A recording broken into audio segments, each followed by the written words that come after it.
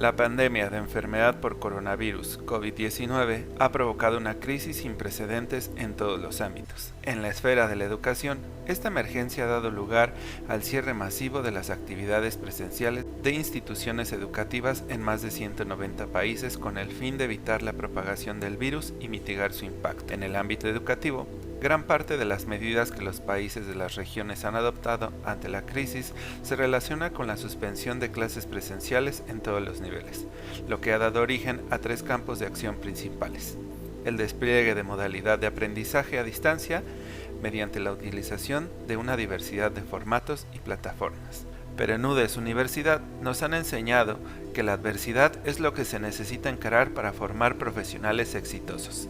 Y gracias al empeño de profesores y alumnos, hemos desarrollado el siguiente trabajo en conjunto con las materias de educación en nutrición y genética, el cual tiene como objetivo dar a conocer aspectos genéticos y nutricionales de la diabetes y la obesidad. De acuerdo a reportes del Instituto Nacional de Salud Pública, el sobrepeso y obesidad en México son un problema creciente que nos estanca y se encuentra en zonas ricas, pobres, rurales y urbanas de nuestro país. En México, 7 de cada 10 adultos, 4 de cada 10 adolescentes y 1 de cada 3 niños presentan sobrepeso u obesidad, por lo que se considera un grave problema de salud pública. Debido a esto, México se encuentra entre los primeros lugares en obesidad infantil en el mundo. Por el otro lado, desde el año 2000, la diabetes mellitus en México es la primera causa de muerte entre mujeres y la segunda entre hombres. En el 2010, la enfermedad causó cerca de 83,000 muertes en el país. A continuación, vamos a profundizar en el tema genético.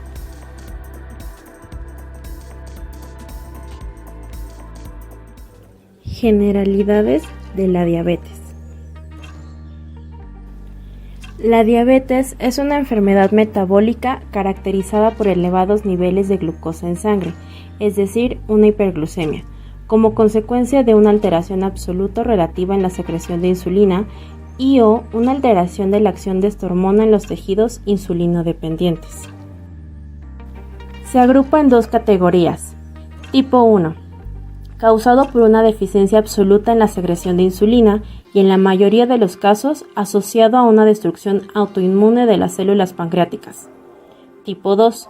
La causa es una interrelación entre resistencia a la acción de la insulina, generalmente asociada a la obesidad, y a una inadecuada respuesta secretora compensatoria. Esta suele ser la más prevalente, pues su desarrollo se relaciona con un inadecuado estilo de vida. Prevalencia. Según la OMS, se estiman 422 millones de adultos en todo el mundo que tienen diabetes. La prevalencia mundial casi se ha duplicado, pues ha pasado del 4.7 al 8.5% en la población adulta. En México, la prevalencia nacional es del 10.7%. De este gran total, 2 millones de personas no han sido diagnosticadas. Puebla tiene la cuarta tasa más alta de muertes por diabetes en todo el país, con 10 casos por cada 10,000 habitantes. Su prevalencia es de un 10.7%. Signos y síntomas de la diabetes. Los signos y síntomas de la diabetes tipo 1 son niveles altos de glucosa en sangre, niveles altos de glucosa en orina, visión borrosa, hambre extrema, poliuria, polidipsia, cansancio, pérdida de peso, irritabilidad y náuseas y vómito. Los síntomas de la diabetes tipo 2 son parecidos a la 1, ya que también hay niveles altos de glucosa en sangre, niveles altos de glucosa en orina, visión borrosa, hambre extrema, poliuria, polidipsia, cansancio, pérdida de peso, náuseas y vómito, irritabilidad, picazón y comezón, pérdida de sensibilidad en el cuerpo y las heridas tardan en sanar. La predisposición genética es la probabilidad de desarrollar una patología en función de la presencia de una o más alteraciones genéticas que aumenten el riesgo. En el núcleo de casi todas las células del cuerpo se encuentran 23 pares de cromosomas, los cuales conforman el genoma humano. En estos se encuentra el ADN compactado, y un gen es un segmento o porción del ADN que codifica a una proteína específica cuya función se realiza en una o más células del cuerpo. Diabetes tipo 1. Los hijos tienen una posibilidad del 5 al 6% de desarrollar diabetes si el padre la presenta, y un 3 al 4% de posibilidad si la madre presenta este tipo de diabetes. Diabetes tipo 2. La prevalencia de diabetes mellitus tipo 2 es diferente en distintos grupos étnicos a pesar de que estos vivan en la misma zona.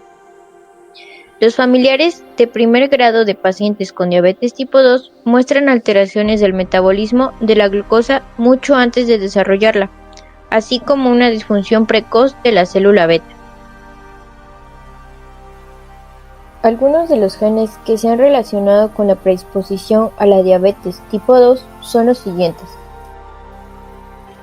En cuanto a los genes relacionados al desarrollo pancreático, tenemos el factor de transcripción TCF7L2, que es un gen codificador de proteínas y se ha relacionado con la homeostasis de la glucosa en sangre. Las variantes genéticas de este gen están asociadas a un 70% de riesgos de diabetes tipo 2.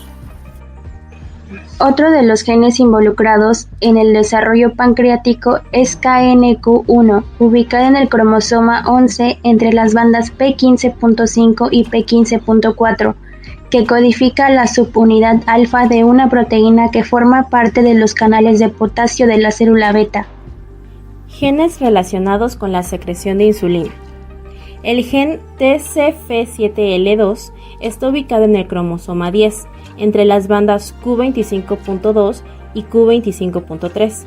El gen codifica un factor de transcripción involucrado en la vía de señalización de WNT, cuyo efecto es aumentar la sensibilidad de la célula a la insulina, particularmente en el músculo esquelético.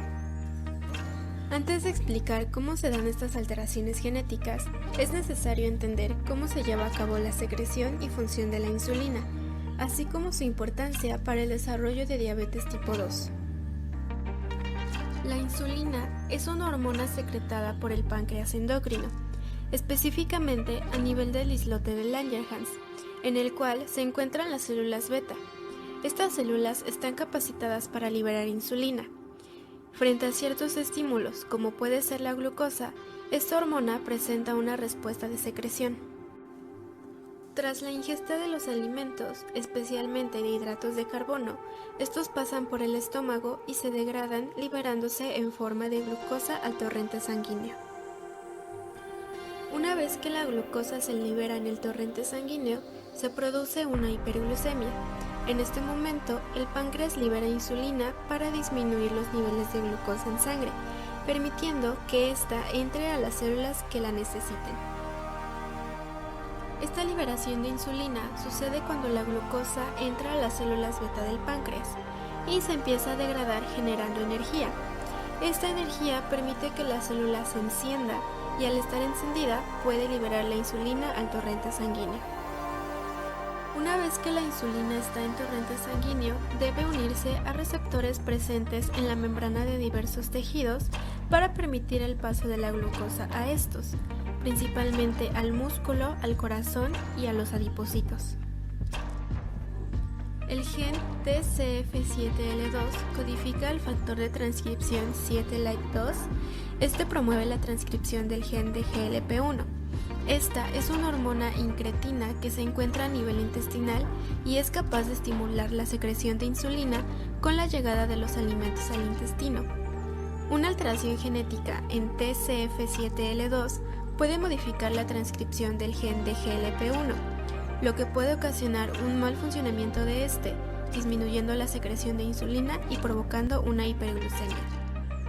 Cuando la insulina llega al receptor, tiene que haber una fosforilación de los residuos de tirosina para que se pueda dar un proceso de señalización para que concluyan respuestas fenotípicas. La proteína PKC, su producción se ve incrementada y por ende puede inhibir o desfosforilar hacia la proteína IRS1, por lo cual también puede desfosforilar de más en la parte intracelular, donde también hay residuos de serina y treonina. El receptor en la parte intracelular sufre una hiperfosforilación en regiones de serina y treonina, lo cual bloquea la señal que reconoce la insulina. Se inhibe la cascada de señales de fosforilaciones y a nivel genético no hay una señal para que active la síntesis de proteínas y no esté activo el gen del GLUT4, lo cual se ven incrementados los niveles de glucosa en sangre. Comenzaré con la explicación de los canales que regulan la secreción de la insulina. Los canales potasio ATP regulan la secreción de la insulina en las células beta del páncreas. Cuando el organismo se encuentra en condiciones de glucosa baja, la energía va a ser baja, por lo que la célula beta promueve la apertura de los canales potasio ATP, que va a mantener la membrana hiperpolarizada, y esto va a evitar la entrada de calcio y la liberación de insulina.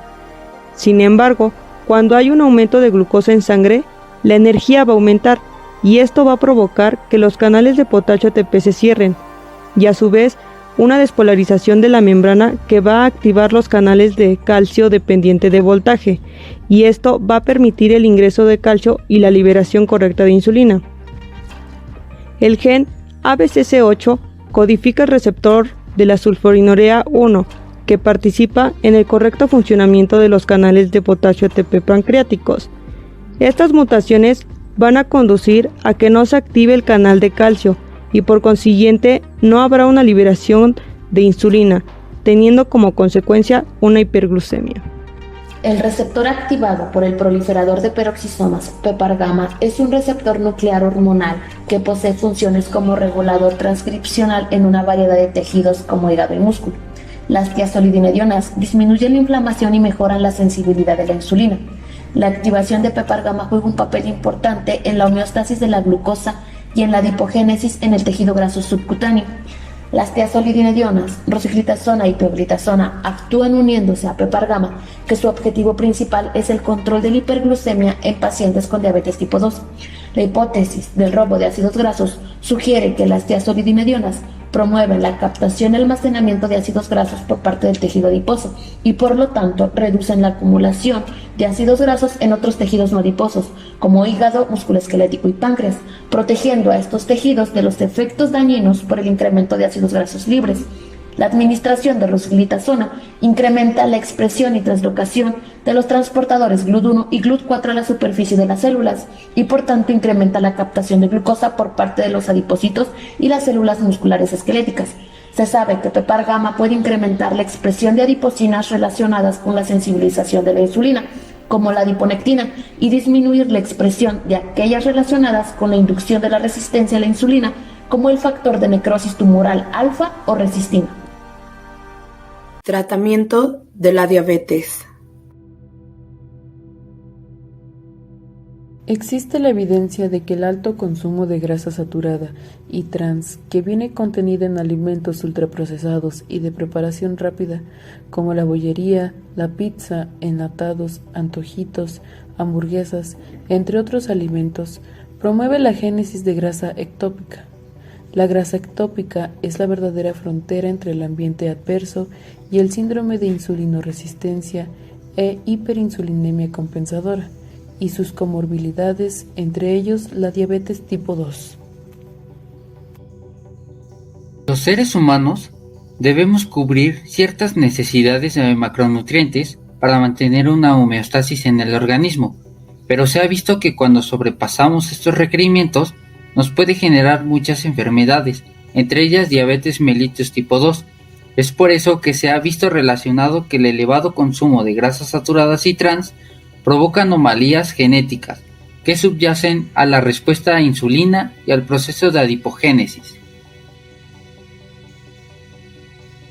Esto quiere decir que se genera resistencia a la insulina en tejidos periféricos como lo son adipocitos, tejido muscular y hígado, por ciertas mutaciones en el receptor de la insulina IRC1 e IRC2, en la fosfatidilinositol 3 quinasa y en el PPAR-gamma, el cual es un receptor nuclear que en condiciones normales, en donde se lleve una alimentación rica en ácidos grasos poliinsaturados, tiene como función el generar cierta sensibilidad a insulina en estos tejidos periféricos, evitando las hiperglucemias provocadas en diabetes tipo 2, así como también es esencial en la transcripción del gen que codifica el transportador de glucosa GLUT4, ayudando a que se capte la suficiente glucosa.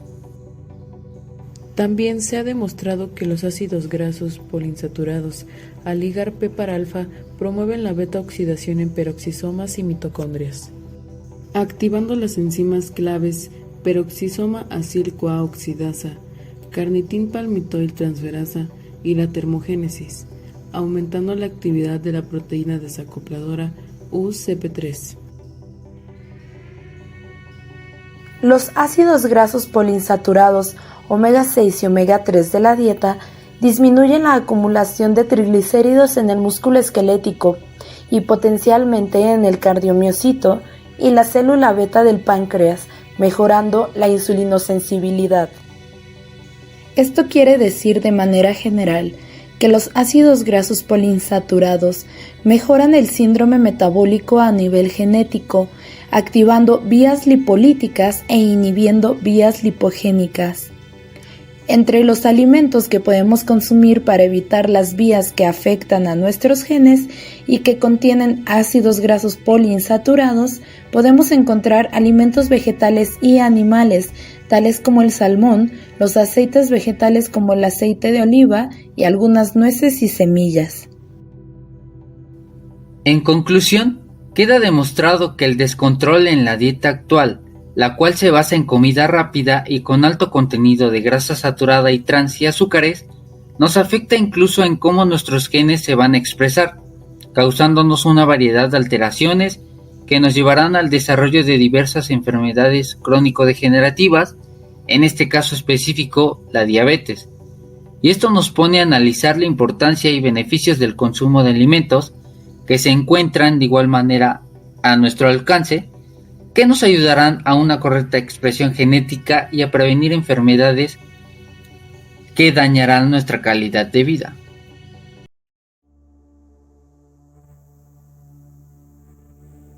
Otra enfermedad susceptible a desarrollarse por cuestiones genéticas es la obesidad. ¿Qué es la obesidad? Es la acumulación excesiva de grasa o tejido adiposo que puede ser perjudicial para la salud. Esta acumulación se localiza principalmente a la altura de la cintura. Por lo general es el resultado de una combinación de factores hereditarios con el entorno, la dieta personal y las opciones de ejercicio. Se diagnostica cuando el índice de masa corporal es igual o mayor que 30 y la circunferencia de cintura es mayor de 102 centímetros en hombres y mayor a 88 centímetros en mujeres. El índice de masa corporal es un índice utilizado frecuentemente para clasificar el sobrepeso y la obesidad en adultos. Sin embargo, no mide directamente la grasa corporal. Tenemos que el sobrepeso va del 25 al 29.9, la obesidad es del 30 al 34.9, obesidad tipo 2 es de 35 a 39.9 y obesidad tipo 3 o mórbida es igual o mayor a 40. Dentro de los signos que se pueden presentar en la obesidad es una acantosis nigricans, que este es un trastorno de la piel que se caracteriza por zonas de la piel oscura con cambios de color aterciopelados en los pliegues. En la mayoría de los casos suele afectar las axilas, la ingle y el cuello. También se pueden presentar síntomas eruptivos, que esta es una afección de la piel que causa la formación de bultos rojizos y amarillentos en el cuerpo. Su presencia puede alertar sobre la existencia de alteraciones en los niveles lipídicos en sangre y también se pueden presentar edemas, que esta es causada por la acumulación de líquido en los tejidos del cuerpo, que suele ocurrir en los pies, los tobillos y las piernas, pero pues puede afectar a todo el cuerpo. Dentro de los síntomas puede presentarse un dolor de espalda y o articulaciones, una sudoración excesiva, una fatiga o incluso una sensación de falta de aire y también una dificultad para dormir. Dentro de los valores bioquímicos se pueden presentar niveles altos de colesterol que se consideran elevados cuando superan el límite normal, que es menor de 200 miligramos por decilitro. Los triglicéridos se encuentran elevados cuando superan los 150 miligramos por decilitro y una glucosa se encuentra alterada en rangos superiores a 110 miligramos por decilitro. La obesidad puede incluir demás complicaciones como lo es un síndrome metabólico, una diabetes mellitus, una incontinencia urinaria, niveles altos de colesterol, artrosis e incluso una hipertensión. En México, la población infantil de 5 a 11 años registra una prevalencia de sobrepeso en la región norte del país con un 20%, mientras que en la Ciudad de México, más municipios conurbados, se ubican las prevalencias más altas para los grupos de 12 a 19 años con un 32% y 20 años o más con un 41%. En cuanto a la prevalencia de obesidad, la Ciudad de México reporta la más alta para la población infantil de 5 a 11 años con un 28%, mientras que para la población de 12 a 19 años un 17% y 20 años o más 42%, y es en la región norte donde se observan las prevalencias más altas. La encuesta nacional de salud y nutrición en Sanud, realizada en el 2012 en el estado de Puebla, muestra una prevalencia de sobrepeso y obesidad en edad preescolar de 8.3%, en escolares de 29.2% y el 36.3% de los adolescentes padecen estas enfermedades. En hombres adultos la prevalencia fue de 71.1% y en mujeres de 74.5%. Mundialmente, la prevalencia del sobrepeso y la obesidad en niños y adolescentes de 5 a 19 años ha aumentado del 4% en 1975 a más del 18% en 2016. Este aumento ha sido similar en ambos sexos, un 18% de niñas y un 19% de niños con sobrepeso en 2016. En México se identificó a la obesidad como una epidemia desde hace 2 décadas. Los datos de Ensanud 2018-2019 indican que la prevalencia sigue aumentando en la población. En mujeres, el riesgo de obesidad es 57% mayor que en los hombres, cuando estos no tienen talla baja, mientras que en caso de talla baja, el riesgo de obesidad en mujeres es más del doble del riesgo que en hombres. Genética de la obesidad. Dentro de la obesidad se encuentran asociados distintos factores genéticos ocasionados por mutaciones en los genes. Hasta ahora existen 2 tipos de obesidad, monogénica o poligénica. La poligénica, que es causada por alteraciones en varios genes y que representa la forma más frecuente de la enfermedad, mientras que la monogénica se debe a un solo gen disfuncional adquirido naturalmente y es a la vez severa y poco frecuente. Una de las mutaciones más frecuentes es en la leptina, ya que al estar su gen mutado conlleva a fallas en sus vías de señalización, lo que provocará que las personas con obesidad no logren llegar a un nivel de saciedad. Ruta de la leptina. La leptina es producida por el tejido adiposo y transportada por el torrente sanguíneo. Atraviesa la barrera hematoencefálica para llegar al sistema nervioso central, en donde se va a unir a sus receptores específicos en 2 poblaciones de neuronas, las orexígenas, que son las estimulantes del apetito, y la vía anorexígena, que será supresora del apetito. Al inhibirse la leptina, generará un aumento en el gasto energético, es decir, que sobrepasará las kilocalorías necesarias, provocándonos obesidad, además de que no se logrará llegar a la saciedad. Esta anormalidad es heredable autosómica recesiva, dándonos mutaciones por homocigosis. Significa cuando 2 genes que comprueban un carácter son idénticos, y esto va a suceder en el gen LEP ubicado en el cromosoma 7 en el brazo corto Q31.3. También se contará con su receptor, que corresponde con el nombre de LEP y se encuentra ubicado en el cromosoma 1 en el brazo corto P31. Afectado por mutación, que dará como resultado obesidad muy intensa de inicio temprano, con una ganancia rápida de peso antes de los 6 meses. Y siendo de carácter heterogéneo genético, va a implicar diferentes genes que puedan afectar el riesgo de desarrollar una determinada condición en distintas poblaciones. Posteriormente, en el receptor de MC4R acoplado a proteínas G, participará en la ruta de señalización hipotalámica leptina-melanocortina. Su activación será un papel clave en el mantenimiento del equilibrio energético que será asociado con la supresión de la ingesta de alimentos.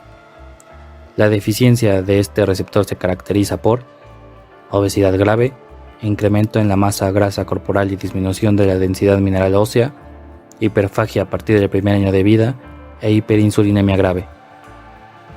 Siendo de un carácter de heterogeneidad alélica, que son las variantes dentro del mismo gen que pueden dar lugar a alteraciones metabólicas similares y a la manifestación de la enfermedad. Y finalmente, siendo la adiponectina el último gen recorrido en esta travesía genética, y es que ella va a ser una citoquina secretada por el tejido adiposo que su función es la regulación del metabolismo energético. También se van a encontrar 2 receptores, que es la AdipoR1, que se va a expresar de forma generalizada, especialmente en el músculo esquelético, y la ApoR2, que va a tener una predominancia en hígado, y en la cadena T48 en todos los tejidos cardíacos.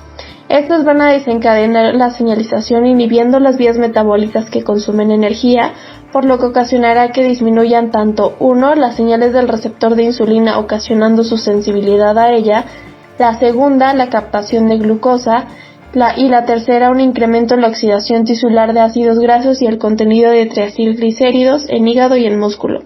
Además, siendo de un carácter de fenocopia, es decir, una ocurrencia esporádica de una enfermedad posible en presencia de un riesgo genético mínimo, pero en un ambiente altamente permisivo para el desarrollo de la enfermedad.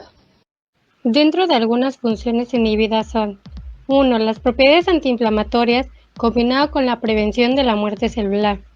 2. Impide la angiónesis y la disminución de la insulinoresistencia. Para finalizar, algunos efectos fisiológicos que traen consigo. 1. Mejora la oxidación de ácidos grasos en el músculo y la captación de glucosa.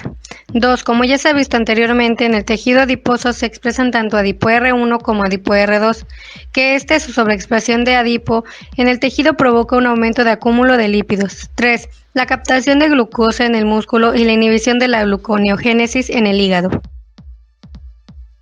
4. A nivel hepático, aumenta los ácidos grasos, inhibiendo la gluconeogénesis responsable para la disminución de glucosa. 5. A mayor peso hay un exceso de lípidos circulantes y un acúmulo de lípidos en el hígado.